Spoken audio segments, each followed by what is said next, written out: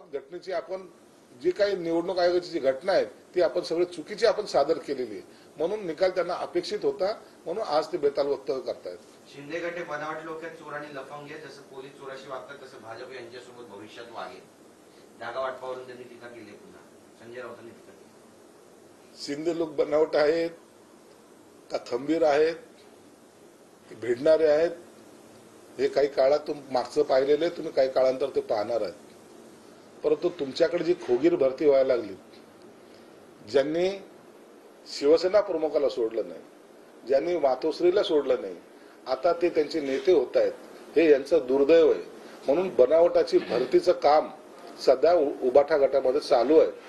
कोणीही या, तुम्ही मागच्या काळामध्ये जे आम्हाला बोललं असाल तुम्हाला ते आम्ही माफ करतो आणि आता आमच्या प्रचाराला लागा, ही जी काही नीती चालू आहे यांची, यामुळेच हा पक्ष आता रसातळाला गेलाय।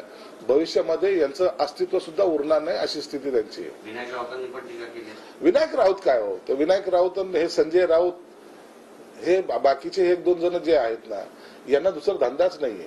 ते म्हणतात की भाजप अरबी समुद्रात तुमचं विसर्जन करेल। आम्हाला अरबी समुद्रात जायचंय का कुठं जायचंय, पण तुम्ही बांद्र्याच्या नाल्यामध्ये डुबू नका, एवढंच त्यांना सजेशन आहे।